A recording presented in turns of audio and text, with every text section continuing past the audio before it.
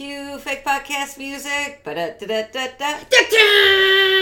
I like the enthusiasm. I'm like a half a coffee down, so I like it. It's my 4 cups of coffee. You know what? Honestly, when I went to go throw my thing into the garbage when I had my coffee, I saw all you could see on the top of your garbage was coffee. I know. Hello and welcome to Michigan and Other Mayhem, the show about Michigan, murder, mysteries, histories, and other random mayhem from around the world. Your hosts are Allie. And Jen. Oh, you know what I meant to tell you? I've been meaning to tell you. So the other day I had the roof leak. I live in a condo. Call the roofing people. I didn't know that. Yep. So the roofing people go to come. They're like, we can be there on Friday. I was like, cool. That Friday's work for me. So me and my boy Angus, my dog, we're waiting for the roofing guys. There's a knock at the door. And I walk over to the door. Now, as I'm opening my front door, the dude that is on my porch opens up my screen door, sticks his foot on my threshold, and is coming in before my front door is all the way open. He is coming into my house, which immediately freaked me out. But I do have a big dog. And my dog was like, "What's up, motherfucker?" Did he? He literally put his foot back off the threshold, closed the door, and then yelled at me. Yeah. Goes down the steps to the porch and starts to yell at me from the sidewalk like, "We're here to fix the roof." And I was just like, if my dog wasn't here, that guy would have came into my house. Oh my gosh. Uninvited. I just felt that was wrong. Yeah. Like, if you're family or I know you're coming, you can walk right in my house. I don't give a shit. As a matter of fact, I walk right in. Especially if I know you're coming and I don't answer the door. I might be stuck in the bathroom. Please come in. You don't have to just wait on the porch. Just come in. But as a stranger, do not go into a person's house. You don't open your door and come into a person's house uninvited. Yeah, well, at least you know now Angus is going to save you. Yes, well, afterwards, I waited till they were done, and as they were cleaning up and throwing stuff in the dumpster, I tried to walk my dog. Angus has to go to the bathroom. And as soon as we walk out the door, like, damn, look at that dog. And my dog's like, yeah, pretty impressive. Aren't I impressive? I'm Angus. Oh, man. And I was like, yeah, and he's fucked up with anxiety and shit. He will kill you. Yeah. He's Your really dog fucking would be a anxious. murderer. Yes. That's great. Yeah, which reminded me about it was because Mike and I were walking Angus last night. And he's like, you keep looking behind us and stuff. I was like, yeah. I was like, Michael, when Angus and I walk together in the morning, I'm looking behind us. I'm looking at the sidewalk across the street. I'm looking at the bushes in front of us. Like, it's dangerous to be a girl outside walking all by yourself. And some people don't care that your dog is crazy. Yeah, that is very true. So I was just like, great. Angus and I are going to have to fucking fight somebody. I gotta know who's coming at all points. That's when I walk the trail. It's dark. You know, with all the trees, especially in the summer. In the winter, it's not too bad. Yeah. But in the summer, with all the trees, got the leaves, no, I'm constantly going. Yeah. My neck hurts by the time I'm done walking. Heck yeah. And I think that's a half mile or something. Yeah, I keep the music turned down too, because I always, listening. I don't walk with my music. Listening at all? No. Oh, see, I keep mine turned down. So to me, when I know it's at the right level, is when I can hear Angus's collar jingling or the scuff of my feet on the sidewalk, because I never learned to pick up my damn feet when I walked. I never learned. Okay, yeah. I drag my feet when I walk, but I was just like. But I was like, hell yeah, this is a dangerous world, even when you have a dog. Yeah. Yeah. Very true. What are you doing today? Okay, so I have like 2 medium-sized ones because I did Truckers Against Trafficking. And I was just so upset to just read about children being hurt that my second article is Molesters dying in prison. Oh, there you go. Made me feel better. I also realized while looking up the Truckers Against Trafficking, which is actually a really positive article, that I can never have a gun because I would just learn about a child molester and be like, I can never have a weapon that could be used to kill another person because I'm just that level of unsteady. I might actually use it. Good to know. Yeah, I can't have one. Just so you know, don't. The axe throwing is fine though. Yeah. Just so What do you have? I'm gonna do an update on the Biological Resource Center. I found a little bit more information on that civil suit. That's the one with the Frankenstein body? Yep, and the body part trafficking. And then an article I ran across, a son finds frozen baby in dead mother's freezer. Wow. Wow's right. Yeah. You want to go first? Or would you like me to? You go ahead and go first. And then I'm going to follow up since we have some shit. I'll follow up with a funny review that these zoos did.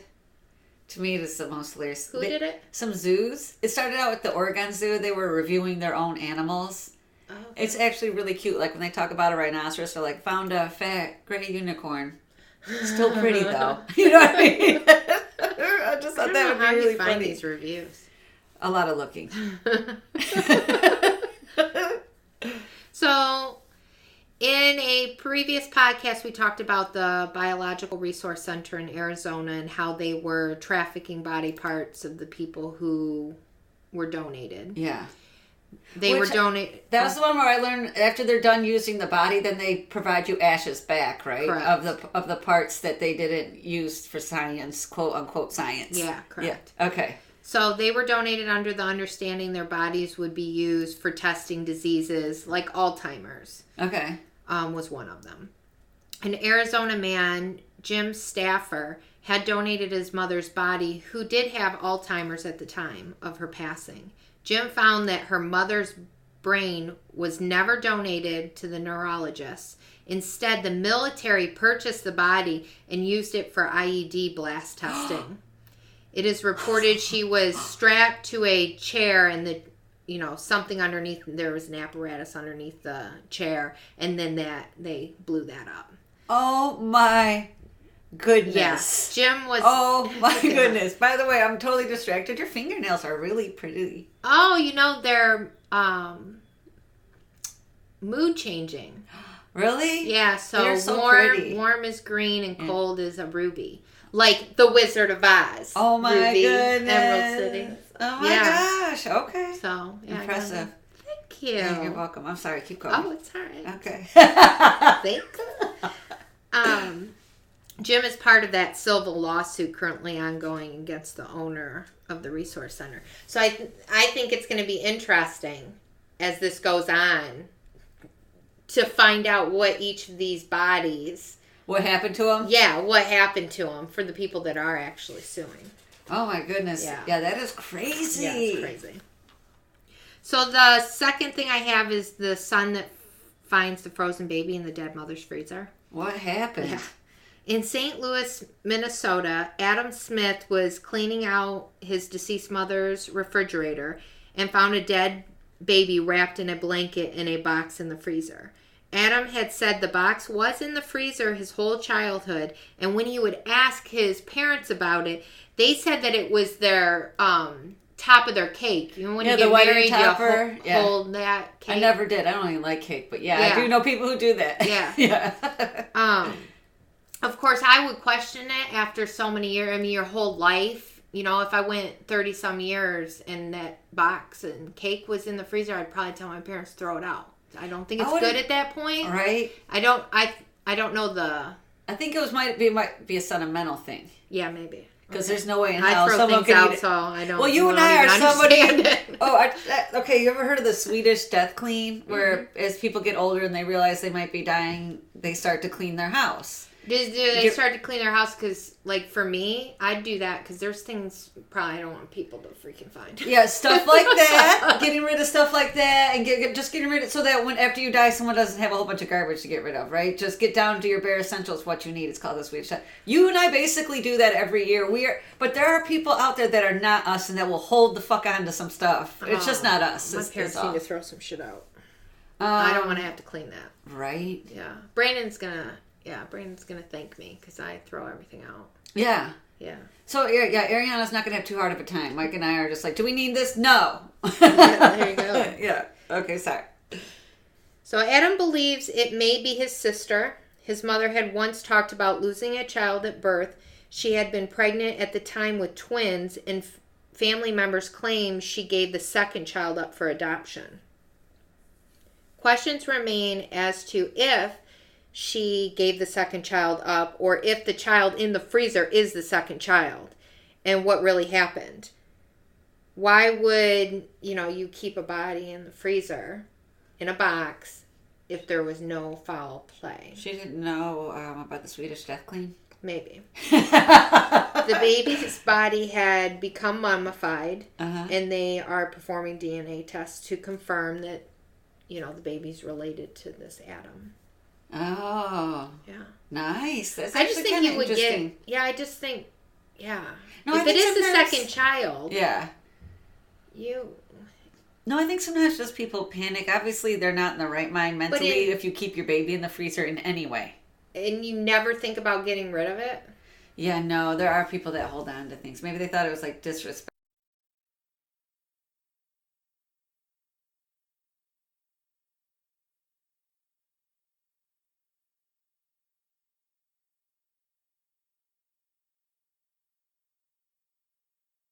It's disgusting, but I don't know. No, I would give it I would give my baby a proper burial if possible. If your mom passed away and you were cleaning out the freezer and there was a frozen baby, yeah. Would you call the cops or would you just get rid of it? Oh, I would probably call the cops. You would? Because I'd get rid of that shit. See, well, what if it was like a foul play? What if it wasn't like when my mom had a baby? Like, what if, I don't know, she kidnapped a baby and killed it or something? I don't know. I'd call the cops. See, I'd get rid of it. Yeah? I would. I would tell somebody because that's not After right. 30 some years. But you don't know it's 30 years when you find it. Yeah, well, it's well, been wasn't there. That yeah, box, he yeah. does. He knew it was there his whole entire life. Still call the cops. I would still call. You would? Yeah. Well, you know, I think it's interesting that I wouldn't. Uh-huh.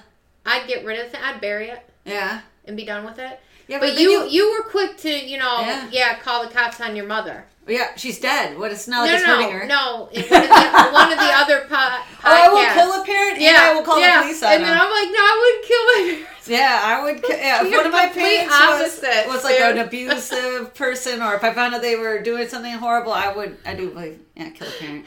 Sorry, Mom. She listens. I love you. I don't mean you. No, just joking. I would save you. Sorry. No, she wouldn't. No, just.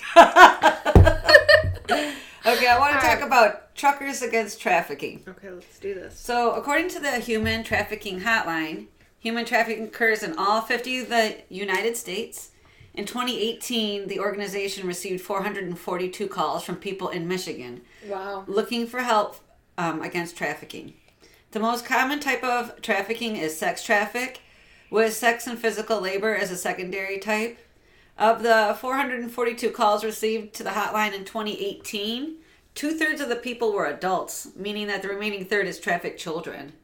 The most common way for someone to be brought to the attention of authorities is through reporting. So the best thing that you can do to someone that's being sex trafficked is report them.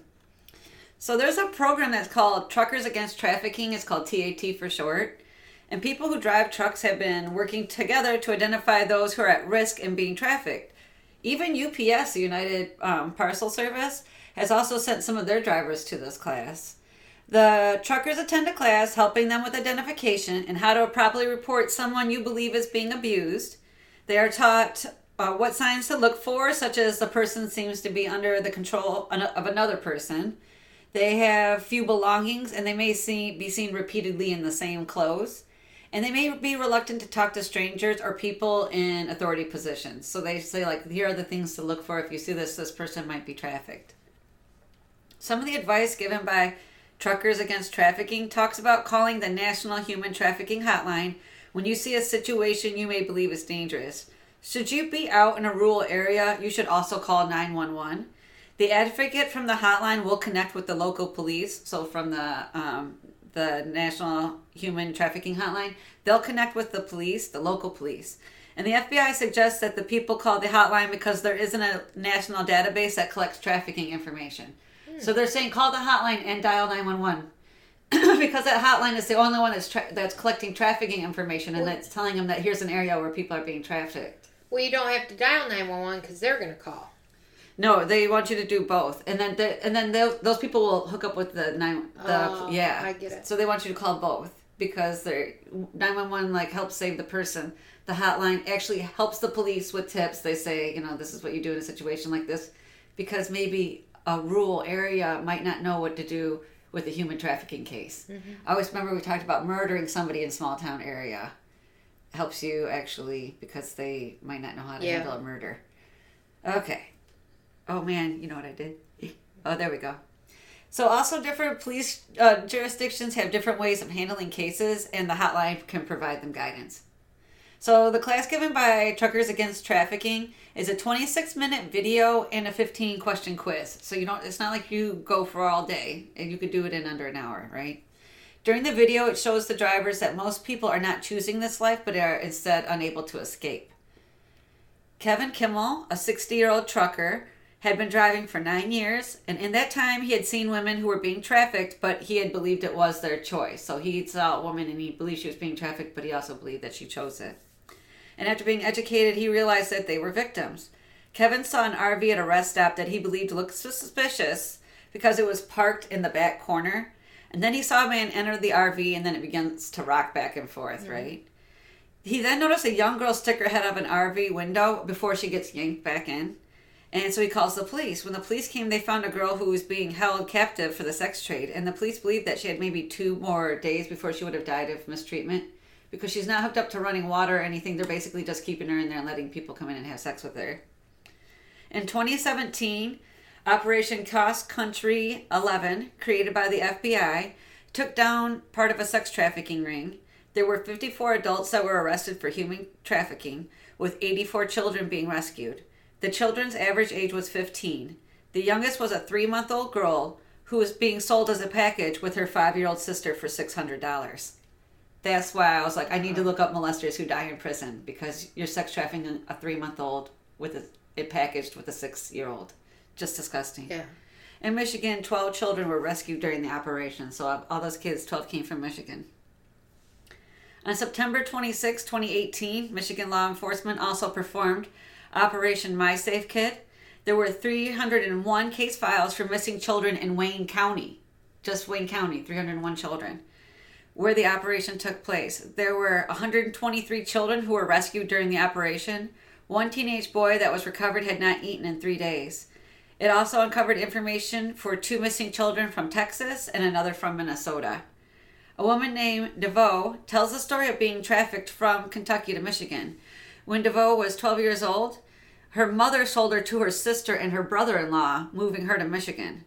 While in Michigan, DeVoe was going to middle school, making friends, and being sex trafficked at the home that she shared with her family. It was done by her sister and her sister's boyfriend, or her husband. DeVoe believes that if the people around her knew what signs to look for, she might have been able to free herself sooner. Some signs that people didn't notice were the plethora of male visitors coming to the house at all hours of the night, the fact that she was never allowed to speak freely, she was never allowed to answer any inquiry, like if an adult asked her a question, she wasn't allowed to answer back. DeVoe kept long sleeve shirts on in the summer to hide her bruises and often missed school due to her injuries. DeVoe had the best advice I read in all these articles. If you think something is going on, call the police. It's better to be nosy and wrong than to be quiet and let someone get hurt. The human trafficking hotline is 1-888-373-7888. So this class that they take, Yes. we could take that. Absolutely. It's free. Yeah. We should do that. Okay, I'll do it. Because after I read one of the signs that she was talking before, never allowing to talk for yourself. I remember one time when I was at a park when Ariana was little, I was asking this little girl questions, and every time I asked her a question, she would look at the adult male that was with her. And then after a while, he would answer, and I realized at one point when I was talking to her that she never answered any question, although she played with my daughter for 30 minutes, that she never once spoke. She would just look to him and he would answer for her, and not in any way that was healthy. You know what I mean? It was really weird. Huh. Yeah. So you want to hear about child molesters who die in prison? Yeah. Good, because I got some for you. Okay. So this one guy, Christian Mayer, or Mary, it's Maire is his last name. Mayor. Mayer? Okay. Maybe. Any of those names? Yeah, any of those. So Christian lived in the state of New York, and he was the co-founder of a computer graphics company. He had a bachelor's degree from Canada, from a Canadian university, and he had a master's degree from the University of Southampton in England. Christian was 40 years old. He was the co-founder of an IT company when in 2019 he was convicted as the head of a child pornography ring. The ring was formed in 2012 with men from several different states as well as Ontario, Canada. The men met each other on a social media platform called Stickum. Stickum does moderate instances it can find of sexual activity, so the men continued to platform hop twice more before 2017. They would try to stand out by posting on girls' older social media accounts. They would pose as boys. And they would go to your older accounts, making the girls feel like they're interested enough in them that they would go back and look at the older stuff. That's a thing. I don't know if you're aware. No. You have a son, not a daughter. I have a daughter. Our kids are the same age. But yeah, that's a thing. The men in the child pornography ring would go online and pose as teenage boys, looking to attract girls from ages 8 to 17. They would gain the trust of the girls before asking them to perform increasingly sexual acts on video. The men would start asking the girls to bare parts of their body, then ask them to masturbate and do other sex acts. They would often try to get the girls to perform by daring them or saying it was part of a poll or composition, like, I dare you to show me, you know. In 5 years, they created dozens of chat rooms to attract young girls. The word that they most often used to fish for the girls in the chat room was the word bored, like B-O-R-E-D, like I have nothing to do. And literally it was in the name of almost every single chat room they had. Leading to police referring to the group as the bored group. The board group was organized, keeping in touch with each other to discuss manipulation techniques. Each member, had a specific role. Hunters sought the girls out and steered them to the private chat rooms. Talkers convinced the girls to engage in sexual activity. And loopers pretended to be young boys using photos and previously recorded sex acts. So they would have a video of a guy like, look, I'll do it if you do it, but it's just previously recorded. It's not even real. In June 2017, a 17-year-old girl in Oakland, Michigan, went to the FBI and told them of the chat room she had visited with 4 or 5 teen boys and how they engaged in sexual behavior. The FBI was able to track the use of different IP addresses to find the group. This led the police to Christian Mary's home that he shared with his wife and 2 children. It also led to this discovery of even more child pornography on Christian's electronic devices, including images of infants and toddlers. That's disgusting. I hate people like that. Christian was sentenced to prison in Milan, Michigan. Just under a month into his prison sentence, Christian was attacked by other prisoners. Another prisoner, an IT specialist named Michael Figuera, age 36, who was one of Christian's co-defendants, was also attacked. The attack took place in the housing unit and involved at least 5 others besides Christian and Michael. So 5 dudes jumped him. The men were beaten and stabbed with a shiv. Christian died of his wounds, but Michael survived and is being treated as a homicide because he was killed. The men involved in the board group, along with Christian, are Arthur Simpatico, 47, of Mississauga, Ontario. Jonathan Rodriguez, 37, of West Hollywood, California. Michael Figuera, 36, of Swarthmore, Pennsylvania. Odell Ortega, 37, of Virginia Gardens, Florida. Brett Cinta, 36, of Hickory, North Carolina. Caleb Young, 38, of Olmsted Falls, Ohio. Daniel Walton, 34, of Saginaw, Texas. They have a Saginaw, too? Wow. I didn't know they also have a Saginaw. I think there's another Ypsilanti, too. What? You mean not in Greece, Ypsilanti? Like Ypsilanti in Michigan. No. Or in the United States.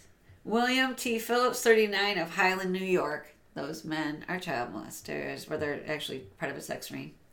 So there's also Clinton Don Simpson.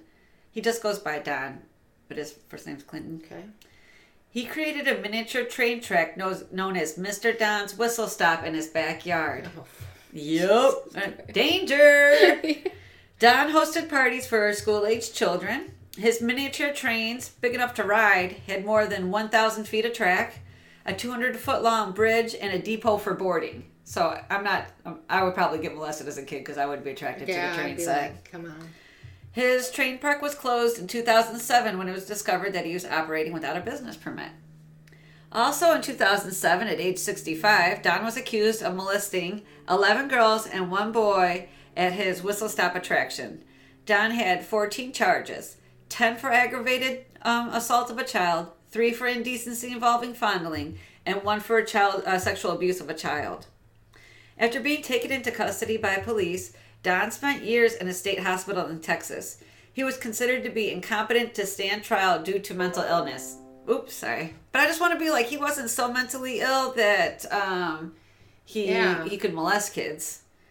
In November of 2018, Don was transferred from the Texas State Hospital to a medical unit in Tarrant County Jail. Mm-hmm.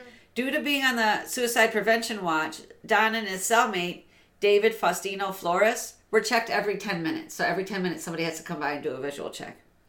David, who was 42 years old at the time, had been in jail for about a month after assaulting an elderly man. So David Flores assaulted Don Simpson, killing him in a quick assault. According to prison records, at 2:15 a.m., an officer checked on the two and they were both appeared to be asleep. Mm-hmm. At 2:22 a.m., Don was at his door yelling to staff. As an officer and two nurses were walking toward the cell, they saw David hit Don on the left side of his head about 20 times in rapid succession, like boom, boom, boom, boom, boom. David then walked back to his bunk, saw Don move, came back at him again another 28 times with a closed fist. This caused Don to fall out of his wheelchair. As Don was falling, David hit him another 5 times before slamming Don's head against the floor around 14 times. When a sergeant tried to pull David off Don, David continued to try to kick Don in the head. The entire attack lasted just over 60 seconds and included over just 60 hits. Wow. And resulted in Don's death. Whoa. So they put him in this room, and in about 1 minute, another dude beats him to death. That's crazy. That's what you get for molesting children. Karma, bitches! Yeah. Alright, last one. Why do you keep doing this stupid fucked up noise even though I tried to turn you off 4 times now, computer asshole? Okay. Sorry, sometimes it likes to be talked to like that. Peter John Miller, once a resident of Wolverine Lake, Michigan, was a convicted sex offender. Peter had been convicted of 2 counts of second-degree criminal sexual conduct in Oakland County in 1996. In May of 1997, he was sentenced to 18 months to 15 years in prison. Peter served about 6 years, being released from jail in October of 2003. Peter was convicted again by an Oakland County jury in 2014, this time with 6 counts of first-degree criminal sexual conduct with a minor younger than 13. Per court records, his victims testified that Peter assaulted them over several years, starting in 2009. This time, Peter was sentenced to serve 50 to 100 years of prison time.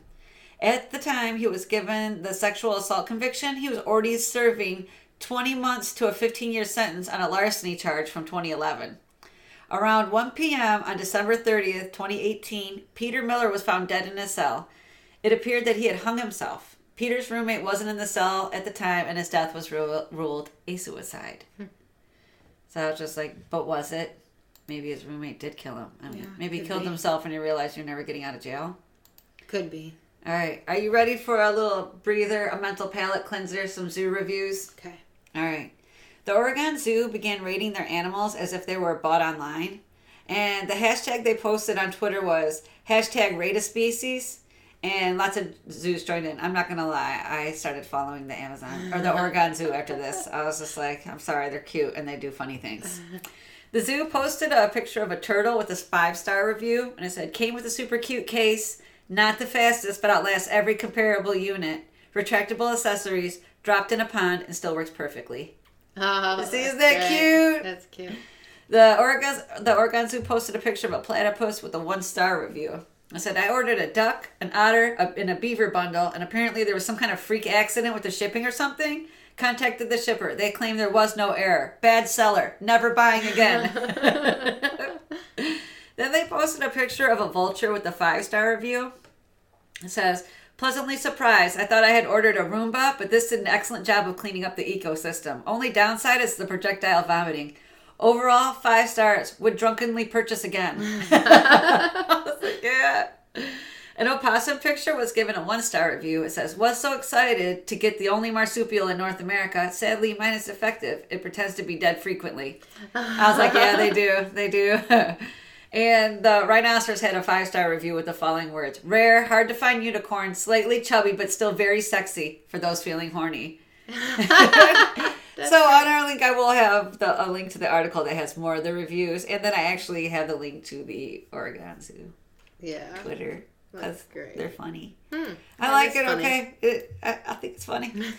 You've been listening to Michigan and Other Mayhem with Allie and Jen. Connect with us at MichiganOtherMayhem.com to join the conversation, listen to the podcast, access show notes, find site links, correct us when necessary, and to see the random shit we post. Rate and subscribe to our podcast on iTunes, Google Play, Anchor, and YouTube. Bye-bye now.